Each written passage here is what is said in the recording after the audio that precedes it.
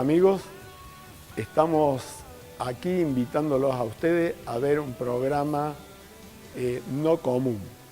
Digo no común porque el invitado de este día es el licenciado Pablo Tigani, que estuvo con nosotros en el último evento que tuvimos de la Full Gospel en Carlos Paz. Es economista, tiene un máster de política internacional, es escritor de 5 libros y de 500 artículos y asesor de importantes empresas de nuestro medio. Es un grato placer tenerlo a él en esta grabación.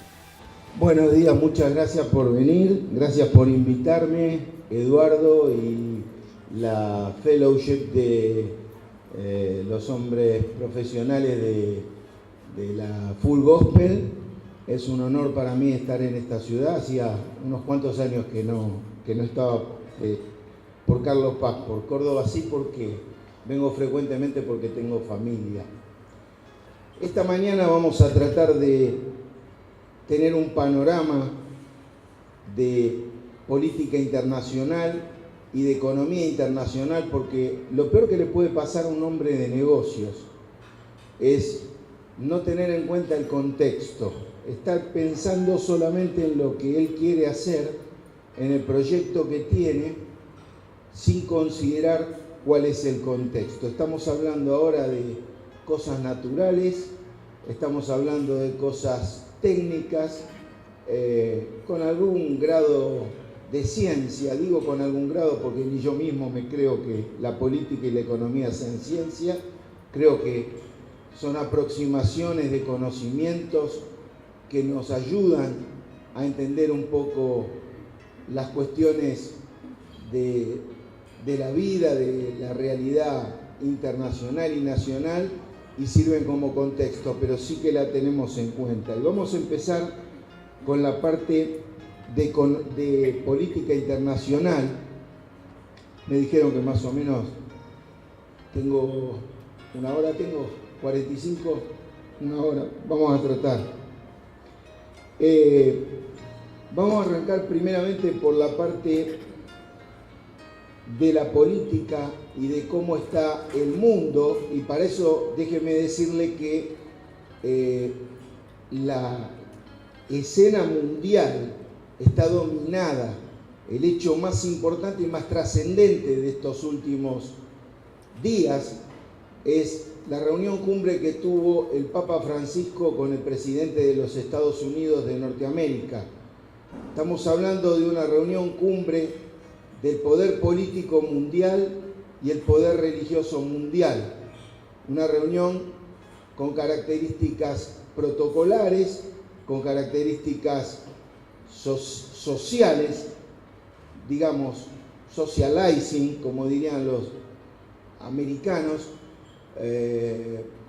pero tiene profundo contenido para aquellos que tenemos un seguimiento de los tiempos, para los que tratamos de entender los tiempos, no solamente la política y la economía, sino entender qué tiempos estamos viviendo. Esta es una de las tareas que más me apasiona y que más me lleva tiempo, porque me parece que es un tiempo donde no nos podemos quedar dormidos. Están sucediendo cosas muy importantes que nos están anunciando cuestiones futuras que van a tener impactos de magnitud en nuestras vidas. El segundo tema importante que ocupa la agenda internacional es la escala que ha tenido la tensión entre China y Japón en el Mar de Oriente. Cuando uno lee los diarios en Argentina, se va a enterar del problema de la cartera de Louis Vuitton, de la oposición, del tema de la ley de medios, pero resulta que está escalando la tensión entre China y Japón en el mar oriental de China, y eso involucra a los Estados Unidos de Norteamérica, que es aliado de Japón, y disputa en este momento la hegemonía mundial con China. Es decir, China le está desafiando a Estados Unidos en muchos lugares. Vamos a ver más adelante cómo, por ejemplo, en Latinoamérica le está disputando el financiamiento, la inversión, y claramente la economía y las finanzas están ligadas a la política internacional. Pero me traje algunos números para que podamos hablar de cosas concretas. Quería contarles que tengo un informe militar de América y de algunos otros países de América por Estados Unidos, y quería que ustedes sepan cuál es el presupuesto de defensa de los Estados Unidos de Norteamérica. Estados Unidos tiene un presupuesto de defensa de 677.900 millones de dólares. Estamos hablando de 3 veces la deuda externa argentina en un año. China tiene 106.400 millones de dólares que utiliza en presupuesto de defensa. El tercero es Rusia con 61.600, el Reino Unido 61.100, Japón 58.800 millones de dólares, Francia 55.500 millones de dólares, Saudi Arabia 50.800 millones de dólares, Alemania 48.000 millones de dólares, la India 40.000 millones. En solo 9 países el presupuesto de defensa es de 1.753.000 millones, donde el primer país que mencioné, los Estados Unidos de Norteamérica, tienen el 40% de la inversión en el presupuesto de defensa de esos 9 países. Todavía China tiene 15%. Cuando hablamos de la hegemonía política, económica y financiera que se está disputando, no podemos dejar de tener en cuenta los recursos en términos de defensa. Estados Unidos es 6,5 a 1 en términos de recursos que emplea anualmente para defensa comparado con China. Si sumáramos China y Rusia, entre ambos tendrían 167.000 millones de dólares en defensa y Estados Unidos tiene 678.000 millones. Así que en el marco de esta escalada que se ha dado, de esta tensión que hay entre China y Japón, miremos la magnitud y tratemos de imaginarnos lo que yo me imaginaba, o lo que a mí me sorprendía cuando era un muchacho y estaba haciendo el máster en Política Económica Internacional. Tuvimos una materia que se llamaba Relaciones Internacionales, y el profesor, que era un hombre extraordinariamente inteligente, informado, alguien que yo lo seguía con mucha atención, dijo que el armamento nuclear que había en la Tierra, y les estoy hablando del año 1984, estamos hablando de 30 años atrás, era 5 veces lo necesario para destruir la Tierra completa.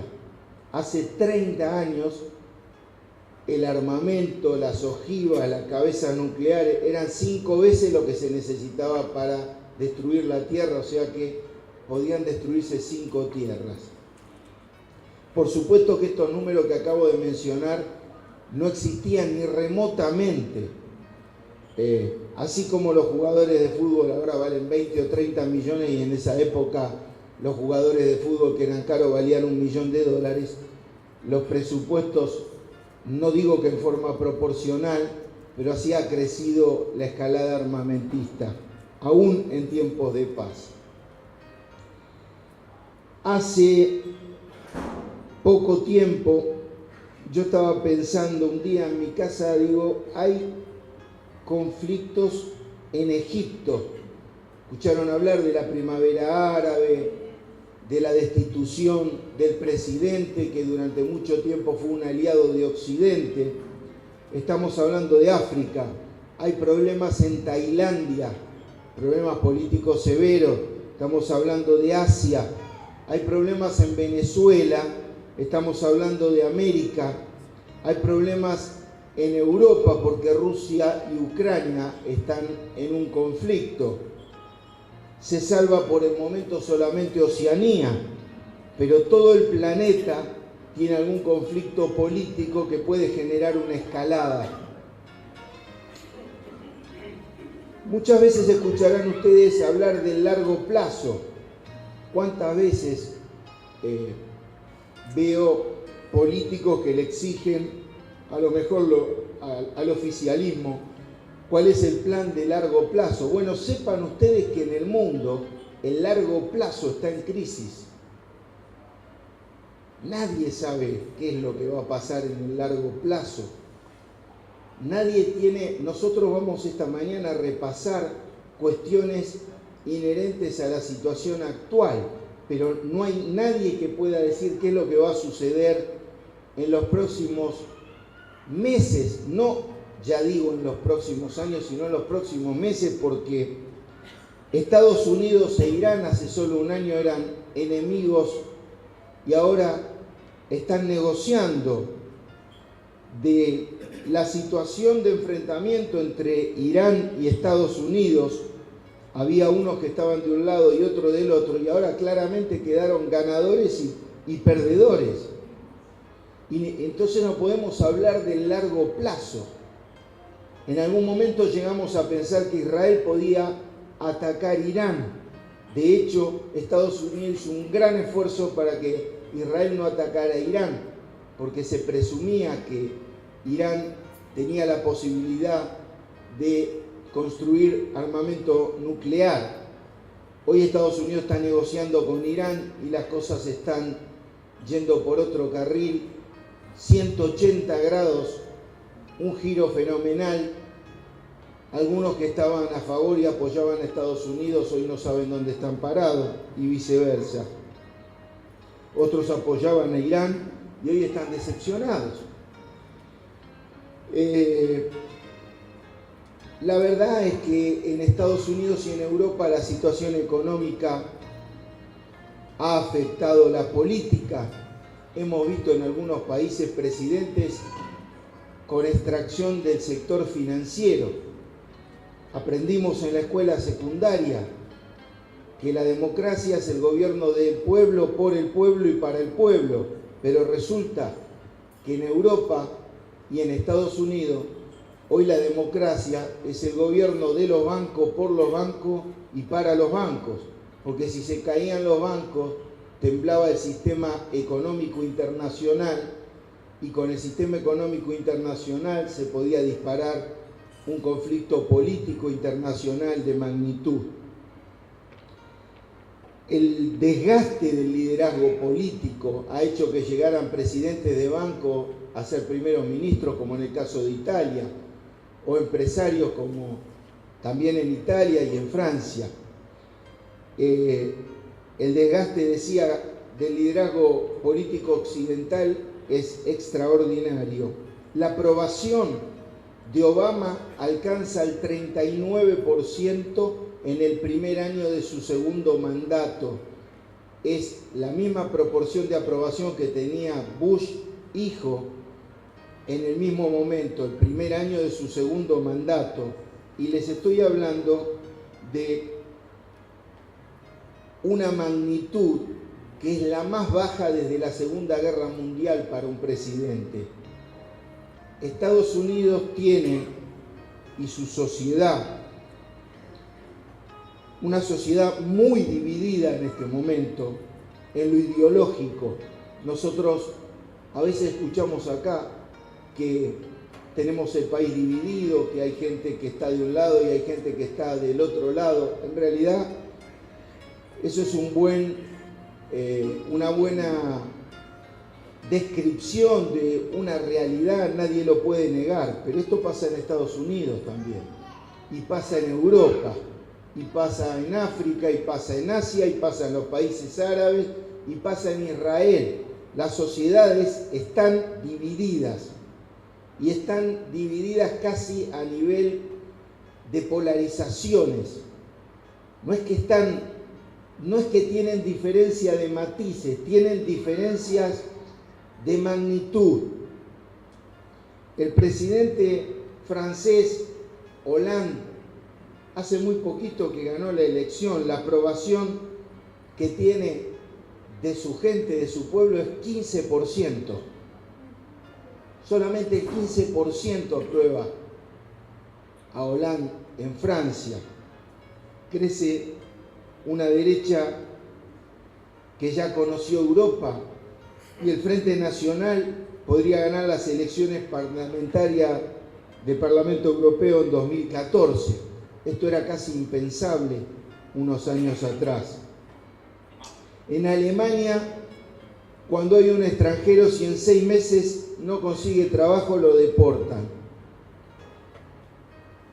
Para escuchar algo así, habría que remontarse a muchos años, muchas décadas, donde en Europa había un brote xenofóbico que ya en este momento está ocurriendo en muchos de los países, donde la gente tiene la idea de que si hay vecinos de otros países vienen a sacarle el trabajo, o vienen a robar, o vienen a malgastar los recursos del país.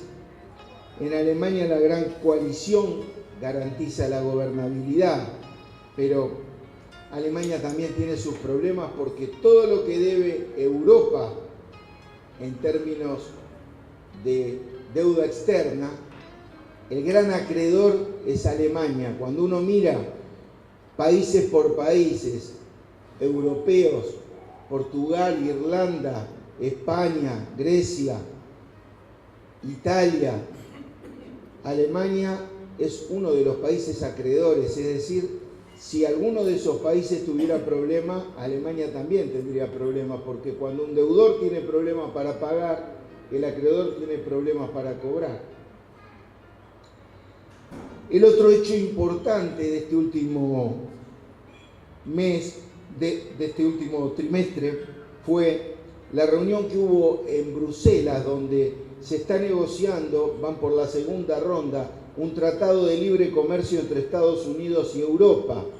Recuerde que Estados Unidos por sí mismo explica el 25% de la tasa de crecimiento mundial en forma directa, y en forma indirecta, sumando la parte directa y la indirecta, explica casi el 45% de la tasa de crecimiento mundial, ya que un tratado de libre comercio entre Estados Unidos y Europa haría que algunas cosas cambien de manera significativa en el mundo. En América Latina hay una puja entre Estados Unidos y China. Hay países que son muy amigables para Estados Unidos, después lo vamos a ver, y hay países donde ya el Banco Central de China está haciendo préstamos, como en Venezuela y Ecuador. Y también Rusia está vendiendo armamento a algunos países de América del Sur.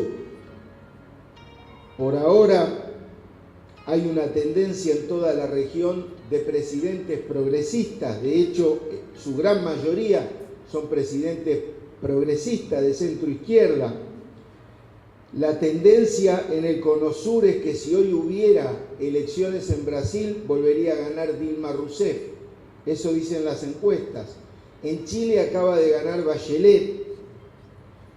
Le fue bastante mal al presidente anterior. En Uruguay, si el candidato es Tabaré, casi seguro que es Tabaré Vázquez, también gana.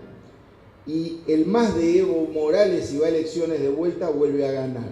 No les tengo que decir que en Argentina la oposición está dividida y que en Venezuela todos los días nos enteramos, según lo que miremos, si miramos un canal que mandan de Venezuela directo o alguna cadena internacional de los Estados Unidos, vemos cosas diferentes, pero es evidente que todavía hay un nivel de apoyo popular importante para el gobierno de Venezuela. Vamos a entrar a hablar de economía, y aquí, como yo no sé si hay economista, si hay algún economista, le pido que me disculpe porque voy a hacer un poco de profe tengo la deformación de profe, y si no, los que no saben o los que no tienen contacto permanente con los temas económicos no van a saber de qué estamos hablando. Cuando el Producto Bruto Interno, que es la producción de bienes y servicios totales de un país durante un periodo de un año, está en cero, el Producto Bruto Interno es neutro. El crecimiento del Producto Interno es neutro. Cuando un país crece 1 o 2%, tiene un crecimiento bajo. Cuando un país crece 3%, es una tasa de crecimiento regular. Cuando crece 4 o 5% el PBI, es un crecimiento bueno, y si usted me dice, si los 5 años que vienen para Argentina, yo le firmo un contrato por los próximos 5 años al 4 o al 5%. Me gustaría que creciéramos por lo menos esas tasas. Cuando hablamos de 6 o 7% de crecimiento en el PBI, estamos hablando de una economía que crece muy bien. Cuando hablamos de 8% es una economía excelente, y cuando hablamos arriba del 8%, lo que ustedes habrán escuchado, tasas chinas, ¿no? Se le quedó el nombre de tasa china porque China durante más de 20 años creció a tasas superiores al 8%, y en el periodo 2003-2007 en promedio crecía 11-12% por año el Producto Bruto Interno.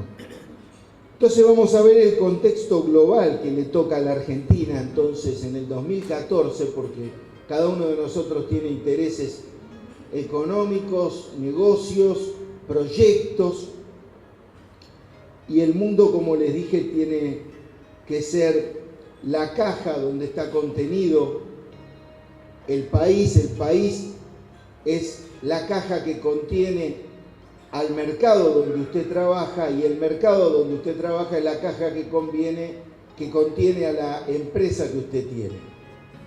Así que es como una especie de esas muñequitas rusas que están una adentro y abajo de la otra. Por eso es importante conocer los contextos. La perspectiva de crecimiento mundial,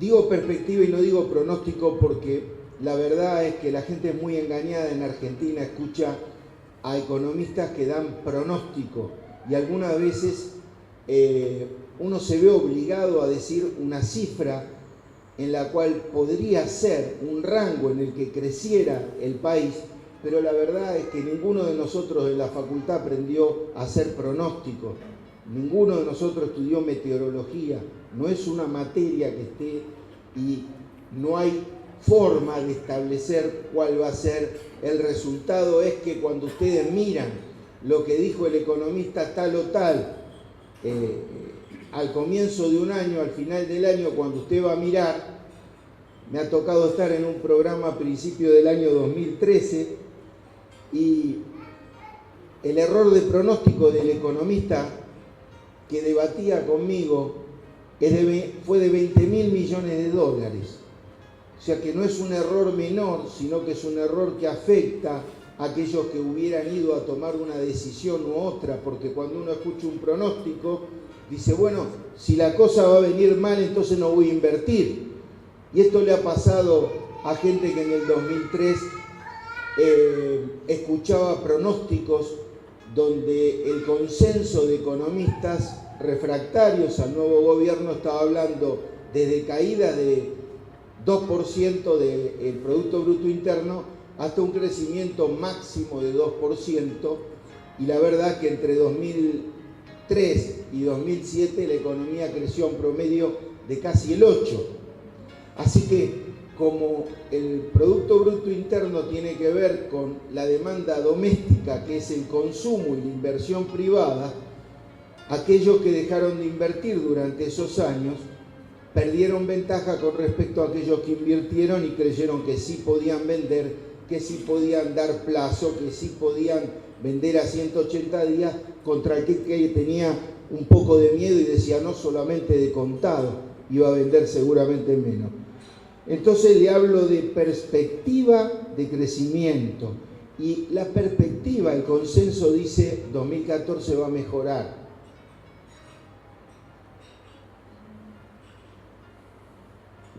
La perspectiva es poco creíble. Ahora vamos a ver por qué. Dice vamos a mejorar porque en Europa y en Estados Unidos se van a relajar, básicamente en Europa, las restricciones fiscales. Las restricciones fiscales son aquellas que hacen que los países hayan tenido que bajar mucho el gasto. Cuando el gasto baja mucho, la actividad económica se resiente. Está bueno que el presupuesto esté equilibrado, siempre y cuando la actividad económica genere empleo, producción y niveles de salario, niveles de consumo, niveles de gasto privado que sean consistentes con la felicidad de la gente que vive en ese lugar.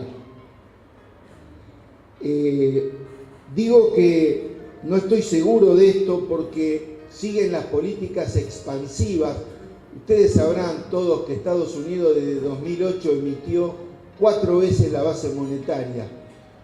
Por cada $100 que había, hay 400 ahora en alguna parte del mundo, otros están en Estados Unidos. Y Estados Unidos empieza a reducir ese alivio financiero. Ustedes habrán escuchado el término quantitative easing.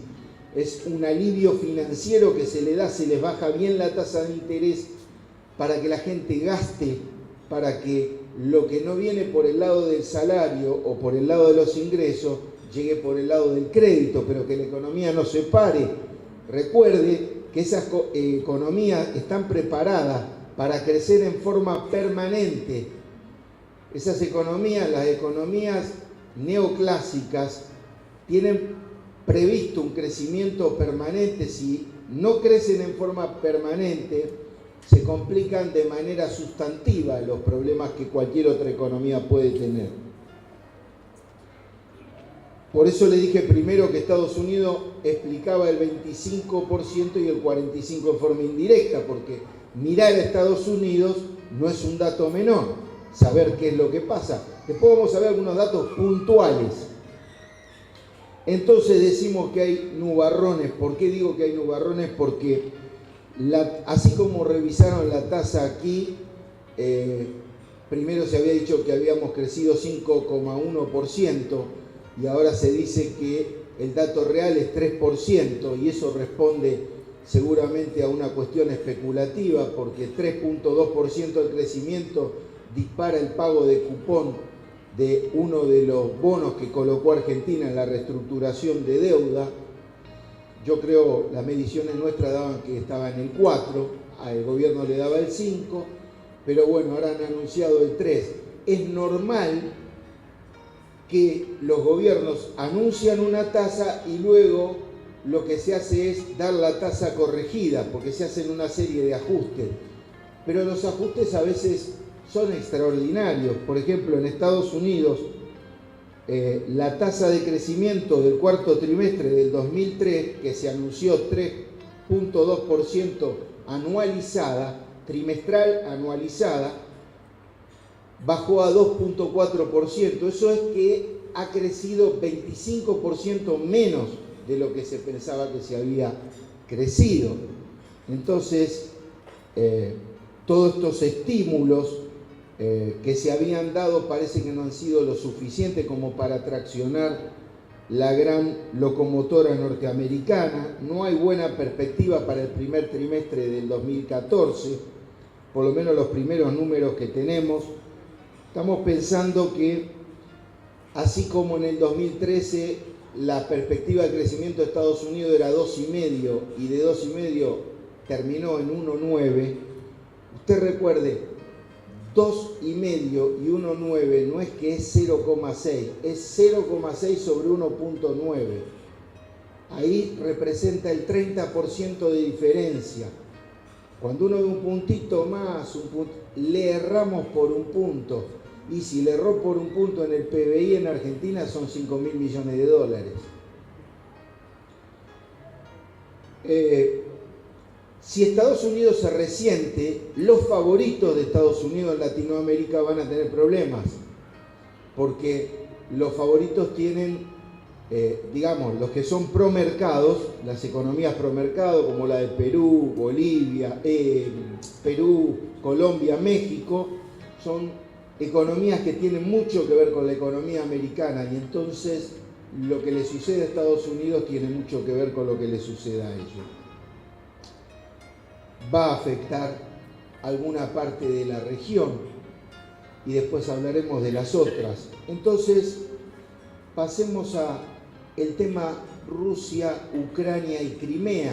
Todos ya sabemos que Rusia por decreto se anexó a Crimea. Lo que la mayoría de la gente no sabe es que Ucrania tiene un nivel de endeudamiento que pasó del 12% del PBI hace solamente 7 años al 53-54% del PBI, y casi toda la deuda la tiene con Estados Unidos, con Rusia. De modo que si hubiera un conflicto, si escala el conflicto entre Rusia y Ucrania, no hay probabilidad cero de que Ucrania haga un default, porque el acreedor es Rusia. Te dirá, ¿qué impacto puede tener eso en el mundo? Bueno, también decíamos, ¿qué impacto puede tener Grecia en el mundo? ¿Qué impacto puede tener España en el mundo? ¿Qué impacto puede tener Portugal en el mundo? ¿Qué impacto puede tener Irlanda en el mundo? Bueno, las economías tienen impacto. Los entornos tienen impacto porque hay conexión entre las economías. Si hablamos de China, decimos que China ha perdido fuerza, porque de crecer a tasas de 11 o 12, como yo le contaba, pasó a crecer a tasa de 7,5, 7,7. No es lo mismo crecer al 12 que crecer al 7,5, porque siguen haciendo la misma cantidad de gente, y de los 1.300 millones de habitantes solo viven con más de $2, 300 millones, pero todavía hay 1.000 que viven con $2 por día. Una economía rara, una economía promercado, con un gobierno del Comité Central del Partido Comunista Chino, que en su artículo 7 de la Constitución dice: los bienes de la producción son del pueblo. O sea, los países occidentales que invierten en China saben que un día el Partido Comunista podría decidir que todos los bienes de la producción se ejecuten y se pueden ejecutar. Eso no sucede. Los chinos han aprendido que el capitalismo les ha dado tasas de crecimiento fenomenales. Es un capitalismo no con libertades, es una dictadura, mezcolanza de comunismo y capitalismo, pero que por ahora ellos, en términos de crecimiento de Producto Bruto Interno, de inversión, les ha dado resultado, y por supuesto de comercio exterior. Pero vamos a ver cómo las cifras se van deteriorando. ¿Por qué? Porque hay problemas con las empresas estatales, hay problemas con los gobiernos provinciales en China, y el boom del crédito ha generado burbujas, y también hay burbujas en la propiedad en China. Así que China lo que hizo a principios de año fue depreciar 1.3% el yuan para ver si mejora la perspectiva de las exportaciones. Pero el año pasado lo había apreciado en un 3% con el objeto de no generar problemas con Estados Unidos. No sabemos cómo va a reaccionar Estados Unidos con esta recuperación. Evidentemente a China le va a servir. Pero el dato de China más importante es la decisión de haber permitido el default. Estamos hablando de un país comunista políticamente, que permitió el default de una importante empresa privada de paneles solares y de un fondo de inversión. Acaban de quebrar en China. Esto es un antecedente, no quiero decir que esto está anticipando una situación peligrosa, pero esto antes de ahora no había ocurrido. Cuando uno mira el shadow banking, que le dicen los bancos en la sombra, ¿no? La actividad financiera que no está regulada, en los últimos 5 años el crédito se expandió 152% en China. De manera que ahora, no solo de los bancos, sino también de por afuera de los bancos, nadie sabe cuál es la calidad de las carteras crediticias. Lo que tenemos a cobrar, ¿será cobrable o no será cobrable? Este es un tema de la realidad. Vayamos a Brasil, un país que hasta hace un año los economistas pro mercado decían, miremos lo que hace Brasil, qué bueno lo que hace Dilma. Brasil en el primer trimestre del 2010 crecía una tasa anualizada de 9.1 para caer a crecer 0.9, de 9.1 a 0.9. ¿Recuerdan que antes de empezar yo les tiré cifras que es bueno y que es malo y que es regular y que es más o menos? Estos indicadores flojos afectan a los bancos de inversión que le han bajado la nota y la perspectiva a Brasil, que es un socio importante de Argentina. Ustedes saben que 28-30% de las exportaciones argentinas van a Brasil. Ahora el pronóstico revisado es que en lugar de crecer 2,3% como era en noviembre, podría estar creciendo 1,5% en el 2014.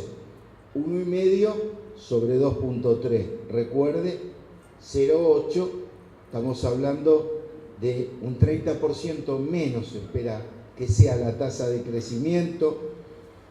Dilma está aplicando políticas kirchneristas, empezó a estimular, a darle impulso a la demanda agregada a través de la política fiscal, no de la política monetaria, porque tienen miedo que se le dispare la inflación, se le fue unos puntos la inflación y están con un nivel de actividad bajo, imagínense si arranca. No piensen en Argentina, cuando hablamos de inflación siempre hagamos omisión de Argentina. Argentina es un país con una historia inflacionaria que solamente se podría comparar o que en algún momento los que hemos investigado podíamos encontrar situaciones parecidas en la Alemania de la guerra y de la posguerra, pero Argentina es un país que en diciembre del 84, digo por si hay jóvenes, en un mes tuvo 40% de inflación, pero en febrero del 89 tuvo 200% de inflación en un mes. Tuvo 2 hiperinflaciones hace 25 años, una de 3.000% anual y otra de 5.000% anualizado. Así que cuando hablamos de inflación, dejemos aparte Argentina y vamos a mirar que cuando en Brasil la inflación pasa de 2% a 5%, aumentó no 3 puntos, sino que aumentó un 150%.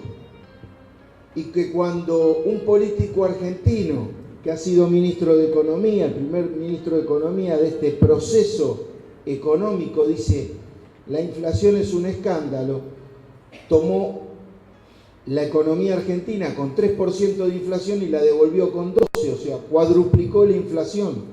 No es que fue de 3 a 12 y que aumentó 9 puntos, se cuadruplicó la tasa de inflación. Así que Argentina es un país aparte del cual además no vamos a hablar.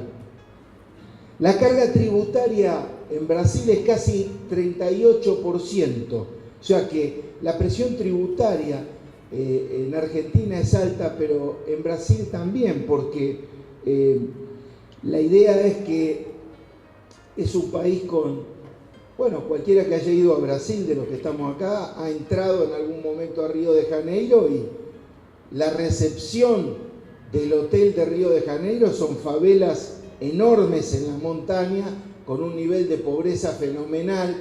Argentina es el único país de Latinoamérica donde no se observan, salvo el caso de Uruguay, pero tampoco los casos de extremas diferencias, de una polarización fenomenal entre una clase social y otra clase social, aunque en algunos lugares luce poco político hablar de clases sociales, pero esta es una realidad que tiene que ver con la distribución del ingreso. El país puede crecer mucho, pero si no distribuye el ingreso, crece pero no se desarrolla, porque desarrollo no es lo mismo que crecimiento. Crecimiento es tasa de crecimiento, desarrollo es desarrollo de la industria, desarrollo de los recursos humanos del país. Se pensaba que el precio de la soja en noviembre y diciembre, por las dudas hay sojero acá, se pensaba, había un miedo bárbaro con el precio de la soja, ahora resulta que eso no sucede, pensaban que China iba a dejar de... La verdad que yo no sé a quién se le ocurrió ese libreto, ¿no? Hay gente que tiene esta costumbre de lanzar bolas y hay gente que le pagan para hacer eso. No puede bajar el consumo de soja porque cambió el paradigma internacional. Los chinos, ahora hay más chinos que comen. No es un problema que tengan ganas o no de comprar soja, es un problema de comer o no comer. Y es un problema de que si usted tiene dificultades cuando tiene un auto con no más de 3 o 4 años de antigüedad, cambiarlo, y le cuesta llegar a los 7 o 8 años con el auto, imagínese a alguien que no comía cuando empieza a comer, lo que le cuesta dar marcha atrás. Cambió el paradigma. No es, si hubiéramos tenido hace 10 años estos precios de la soja, si mi abuelo hubiera tenido ruedas, sería un tractor. No, cambió el mundo. Creció China 20 años a tasa de 2 dígitos.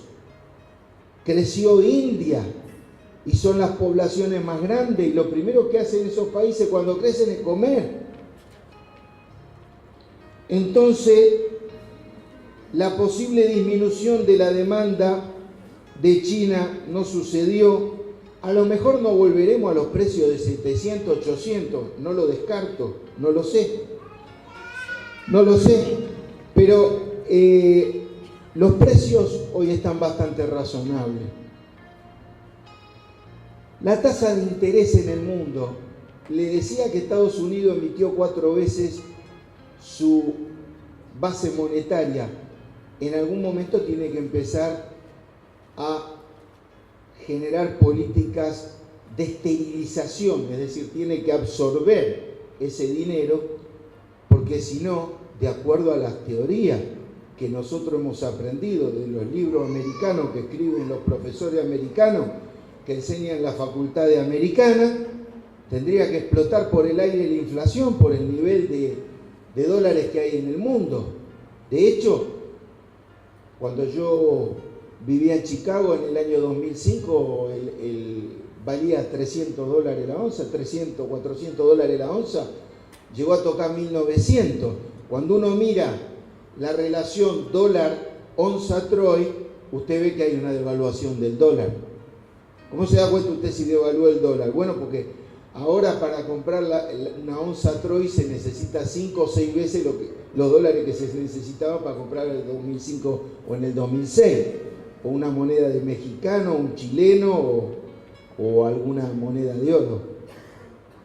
Así que empezaron a subir la tasa de interés y a retirar de a 10.000 millones de dólares, no a retirar, sino a bajar 10.000 millones de los 70, 80.000 que le da todos los meses a los bancos para que las hipotecas que se estaban cayendo sigan de alguna manera pagándose, los bancos no se caigan, porque no es que los bancos ya han resuelto todos los problemas, hay algunos que andan mejor que otros, pero todavía el sistema financiero, en una economía débil, el sistema financiero no puede ser fuerte. Aumentaron los bonos de tesoro a 10 años, que es lo que se llama la tasa libre de riesgo. En algún momento van a tener que cambiarle el nombre a la tasa del bono a 10 años de Estados Unidos, porque nosotros en ciencias económicas lo utilizamos como tasa libre de riesgo. Libre de riesgo tendría que ser 0.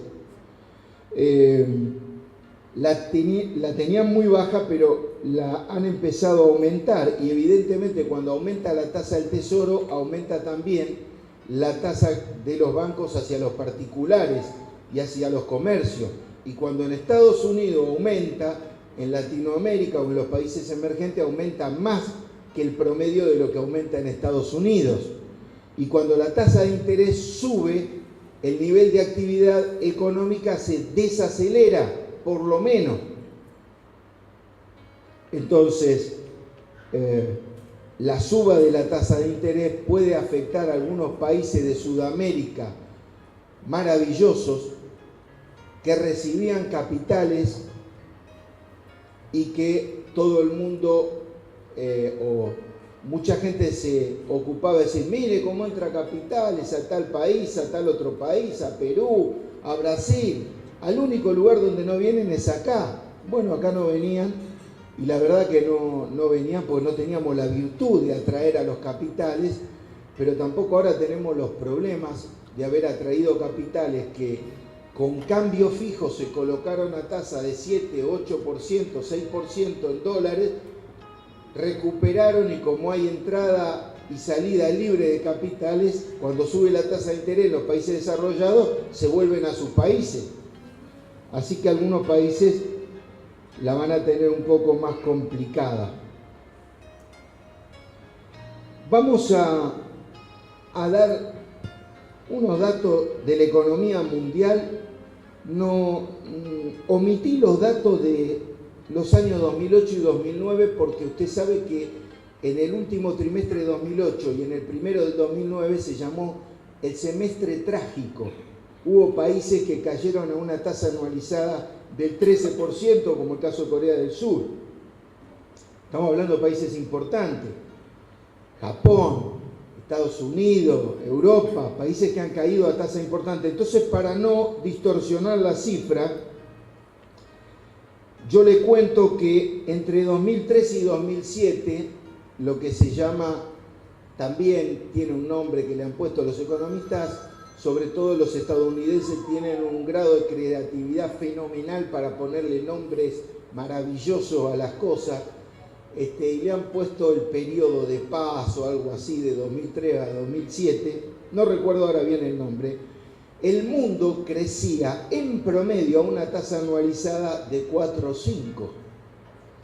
Imaginen un histograma de frecuencia de estadístico, donde, bueno, teníamos a China el 12, para que dé el 4,5, cuando uno mira países africanos o países de Asia, muy pobres, para que dé 4 o 5 tienen que haber crecido muy mucho el resto de los países. Ese promedio, salteando la crisis, cuando ya vino la recuperación, de crecer al 4 o al 5 pasaron a crecer en 2011 2,9, en 2012 2,6, estos son promedio del mundo, y en 2013 2,4. Así que no vamos mejor. Los países desarrollados que crecían a 2,8% promedio, países desarrollados, ustedes saben, el G7, G8, todos sabemos que son Estados Unidos, Canadá y Japón, y después Alemania, Francia, Italia, Inglaterra. Esos países crecían 2,8, salteamos la crisis y pasaron a crecer 1,7, 1,1 menos. En 2012 1,5 y en 2013 1,2. Los países desarrollados van peor. Los países emergentes que crecían en promedio 7,6, y en los emergentes tenemos desde China y los países del sudeste asiático hasta los países latinoamericanos, pero crecieron en promedio 7,6%. Después de la crisis en 2011 bajaron a 6,2, en 2012 a 4,8, en 2013 a 4,6. Peor los desarrollados, peor los emergentes, con una diferencia. Los emergentes crecían 2,71 veces más que los países desarrollados. La velocidad de crecimiento crecía casi 2,7% veces más que los desarrollados. Es decir, una carrera, imagínense un auto que viene, los desarrollados venían a 100 y los emergentes venían a 200. O sea, en algún momento, si siempre se mantiene la tendencia, los emergentes alcanzan a los desarrollados. Ahora que todo va peor, los países emergentes crecen no 2,71 veces más, crecen 3,83 veces más que los países desarrollados. Es obvio que los países desarrollados entraron en decadencia, en una chatura fenomenal. Tiene que ver con un montón de cosas que no nos daría todo el día hoy para hablar, con desarrollo de tecnología, con una serie de cuestiones en las cuales se han quedado, con educación, donde los alumnos estadounidenses están en el puesto 39 en matemática, en el puesto 28 en lengua, y los chinos a lo mejor en el 1 o en el 2. Le doy algunos datos más. Estados Unidos, que crecía en ese periodo tan maravilloso, 2003-2007, al 2,9, crece al 1,8 en 2011, salteando la crisis. Vuelve a recuperarse en 2011 al 2008 porque los estímulos fiscales y monetarios, la expansión, todo lo que no había que hacer, ¿no? El doble discurso de esto no hay que hacerlo, pero nosotros lo vamos a hacer porque sí sirve que nosotros lo hagamos para que a ustedes les sea útil. Consiguieron subir por un año a 2,8, pero claro, en el 2013 volvieron a caer a 1,9 porque la economía estimulada a solamente crédito y a solamente expansión del sector público, en algún momento empieza a tener dificultad.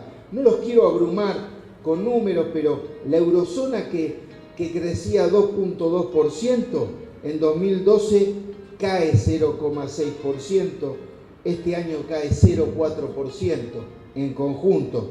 Si les mencionara los países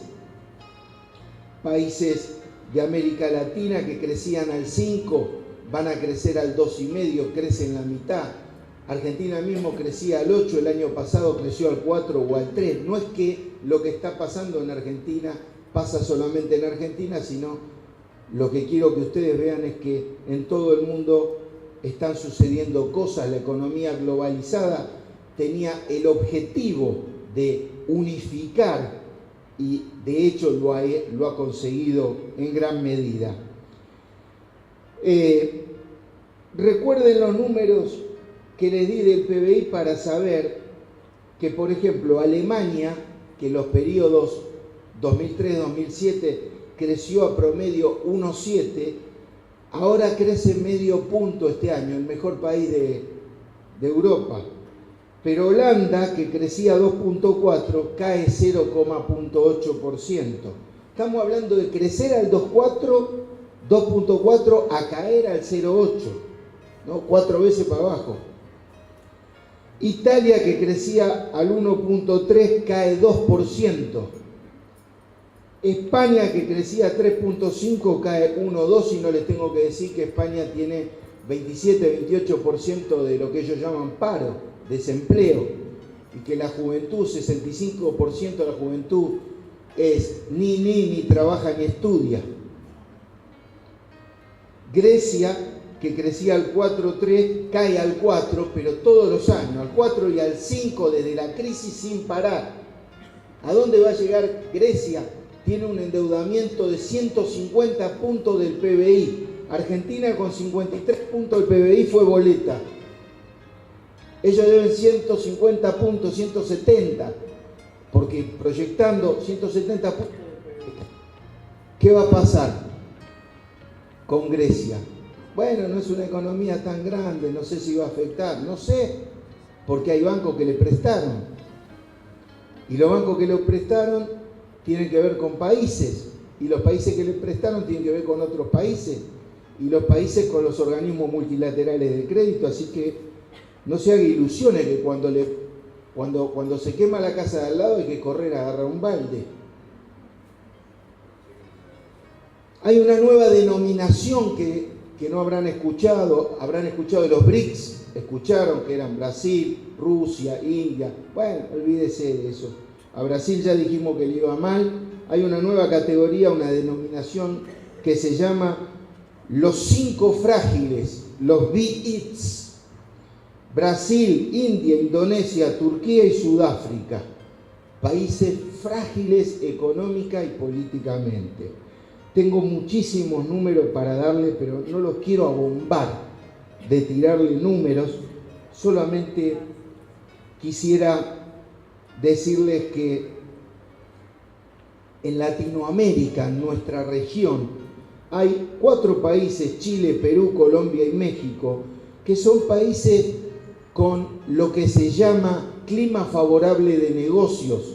Así lo aprendemos y así lo repetimos nosotros. Quiere decir que son, americanos dicen, son friendly, son amigables. Son los países con peor distribución del ingreso de la región. Donde usted va a la casa de un profesional como yo, cuando le toca un congreso en otro país, el servicio doméstico, le puede contar mi esposa, son 12 personas.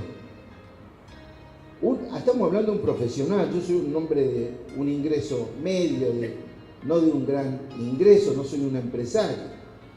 10, 12, uno le saca el saco, el otro le arregla la corbata, el otro lo acompaña al baño, que queda a 5 cuadras de donde está almorzando.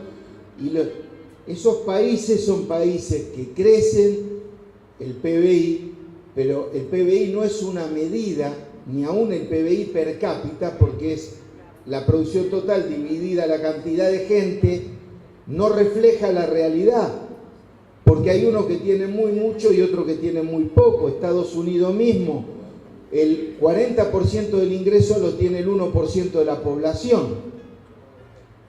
Habrán visto ustedes esa gente que va marchando por Wall Street, que tiene una camiseta que dice somos el 99%. Somos el 99% que no somos el 1%. Por eso hice una mención cuando comencé y dije que el hecho político más importante de estos días es la reunión del poder político con el poder religioso. El Papa Francisco y Barack Obama, el presidente de Estados Unidos. En Estados Unidos se está revisando a la baja no solo el cuarto trimestre, sino el primer trimestre del 2014. La venta de bienes domésticos, que se pensaba que iba a ser 2.9, va a ser 2.4, hoy corregida. A hoy. Esto está, ayer le decía a Eduardo, yo quiero los últimos números. La demanda doméstica de 2.7 a 2.2 se corrigió, la construcción de 7% a 4%. Esas van a ser las tasas. Las ventas de auto de diciembre en Estados Unidos cayeron 6,2% y en enero cayeron 1%. La venta minorista cayó 0,1% y 0,4% en enero. Estoy hablando de diciembre y enero, voy dando. El índice de construcción cayó en diciembre 4,8%, en diciembre 16% en enero. Los permisos de construcción cayeron 2,6% en diciembre, 5,4% en enero, y tenemos un dato que es muy preliminar todavía de febrero, que caería 3,5%. La confianza del consumidor que elabora la Universidad de Michigan, de 82,5% cayó a 81,2%, el índice de manufactura de 56,5% a 51%. Cuando le hablo de la confianza de los agentes, le hablo de aquellos que anticipan por sus expectativas lo que va a suceder en la economía real después. Por eso es importante mirar las expectativas del consumidor, porque ellos son los que van a generar las condiciones de lo que va a pasar en el futuro. No es para nada, no debería ser para nada ignorado que cuando sale un político con un grado de irresponsabilidad fenomenal, como vemos en Argentina, a decir como pasaba en el 2008, 2009, que íbamos a default en el 2008, en el 2009, en el 2010, 2011, se va horadando la confianza y los actores económicos se retraen. Y no solo los actores económicos, sino aquellos que reciben la información desde el exterior.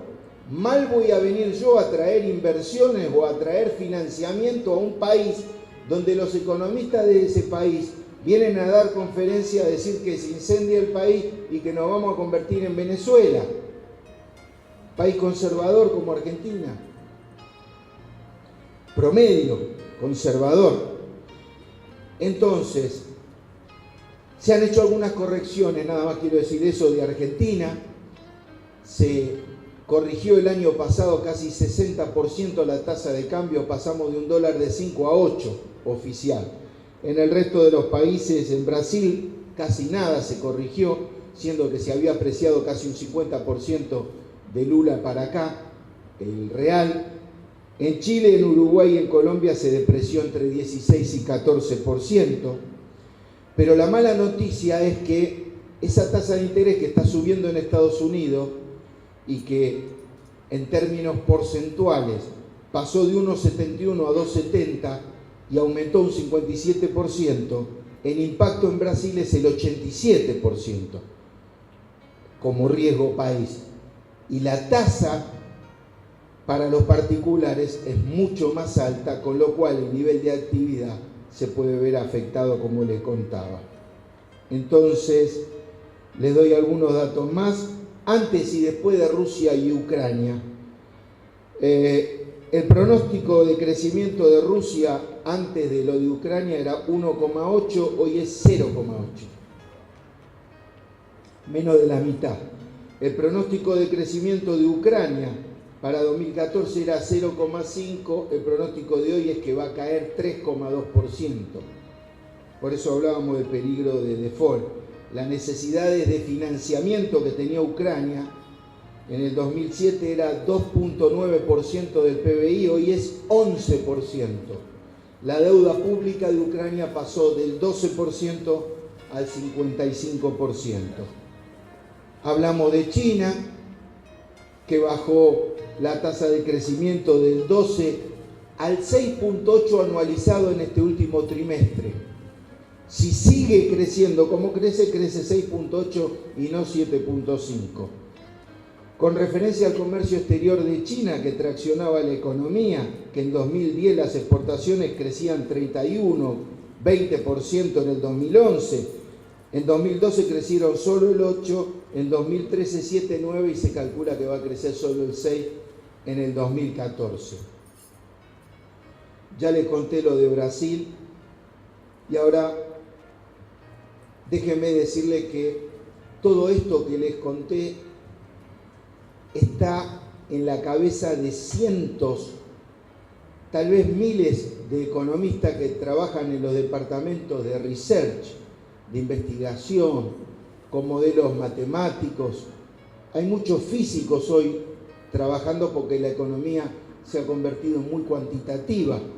Entonces, el físico, el ingeniero es muy apreciado para todo el tema de cálculo, no para ninguna otra cosa, pero sí están trabajando.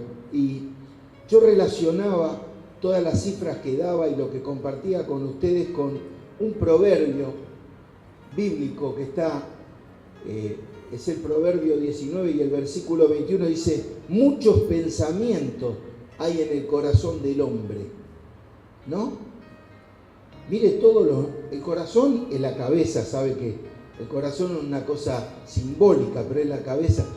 Mire todos los números que le metí en la cabeza y todos los pensamientos que le metí en la cabeza, y eso que yo soy un economista buena onda.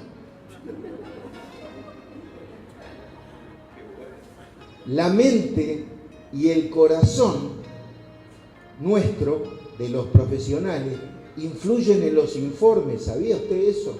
¿O se creía que eran vírgenes los que trabajaban en los departamentos de investigación? ¿O creían que el ex secretario Moreno descubrió la batata? En todos lados se cuece nada. Hay una revista que se llama Harper's, que tiene 200 años en Estados Unidos, dice la tasa de inflación y la desocupación es el doble de lo que dice el gobierno americano. Lo dice Harper, no lo digo yo se los comento y se los meto en la cabeza para que mezclen. ¿Saben qué? Por eso entonces hay errores de pronóstico, porque hay mala intención.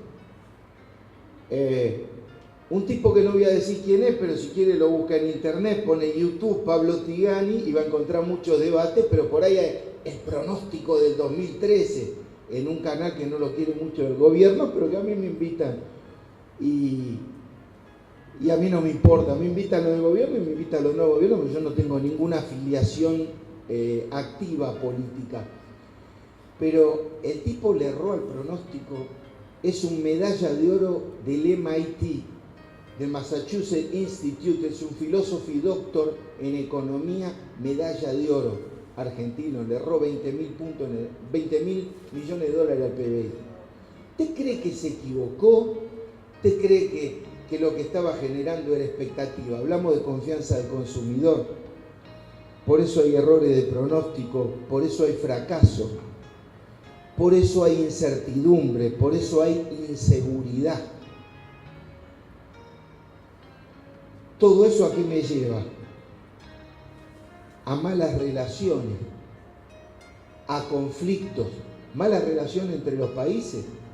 Estamos viendo Rusia y Ucrania, pero puede intervenir Estados Unidos. Estamos viendo China y Japón, pero puede intervenir Estados Unidos.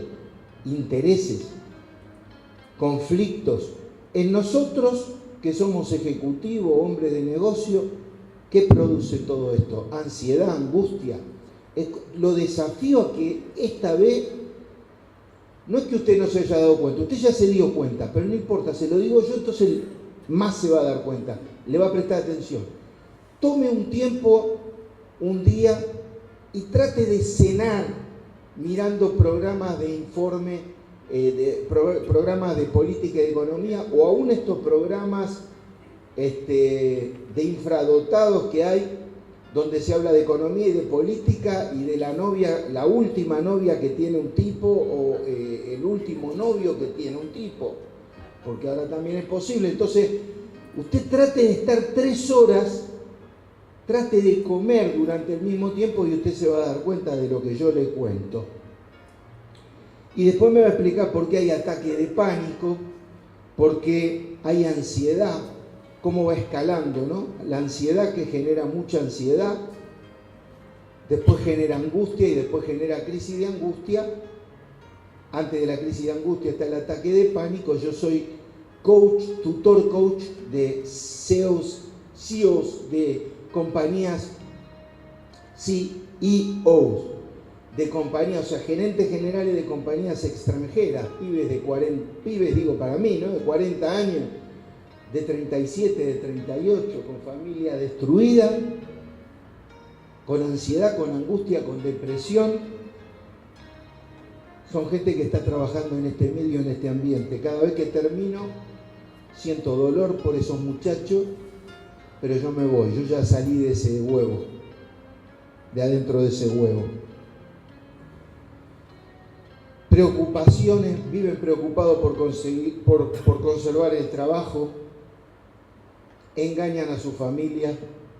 ¿Por qué? Porque se necesitan relajar, no conocen metodologías para poder desestresarse y hay oferta de todo tipo hoy día para desestresarse en los términos que la gente común piensa que es desestresarse. Rencor entre gente que hace negocio, al que le fue mal le tiene rencor al que le fue bien. Cosa destructiva. Estamos viviendo una vida que al que tiene suerte, al que le va bien, según la Biblia, vive 70 años, el que Dios le regala más años vive más de 70, pero estamos desperdiciando energía con pensamientos negativos. Siempre que usted está escuchando de economía, los pensamientos 80% negativos, porque la economía y la educación proceden del poder y el poder procede de los intereses. Quiere decir que la academia enseña lo que el poder quiere que la academia enseñe. Le guste o no le guste a usted, si usted no reflexiona y lo que hace es ir a una universidad a ser adiestrado, mucho no difiere de ese perro que usted le dice sit y se sienta o up y se para. Dios nos dio la mente, como ustedes saben, y todos los que estamos acá saben que hay gente cristiana, algunos de nosotros somos cristianos y algunos militantes, en eso sí militamos, yo milito. Dios nos dio la mente para usarla en la dirección del bien o del mal. Nosotros la podemos usar para lo bueno o para lo malo. La mente es un regalo de Dios. En Deuteronomio hay un versículo que dice: te he puesto delante de la vida y la muerte, la bendición y la maldición, para escoger que vivas tú y tu descendencia, nosotros y nuestra familia. Yo voy a ser abuelo dentro de unos meses, así que yo ya estoy pensando en mis nietos. La Biblia habla de los nietos, habla de los hijos. La pregunta en esta mañana es, en este mundo que acabo de describir, donde les dije que el largo plazo, les dije y les demostré que el largo plazo está en crisis, mi pregunta es: ¿cómo queremos vivir nosotros y nuestra familia?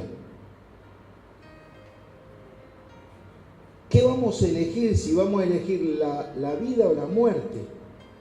Porque la verdad que todo eso que les mencioné es la muerte. Puede haber guerra, por cualquier cuestión, por petróleo, para cobrar una deuda, para anexarse un país, para cualquier cosa. Puede haber traiciones entre políticos, puede haber asesinatos políticos. ¿Cómo queremos vivir nosotros y nuestra familia? Esa es una pregunta que nos tenemos que hacer. Es una pregunta que yo me hice cuando tenía 30 años. Cuando tenía 30 años era gerente general de una compañía.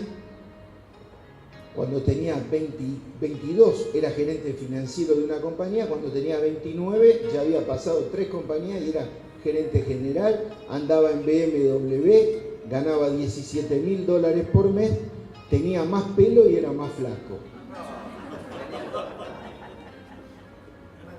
Así que se podrán imaginar que me creía muy inteligente y muy piola.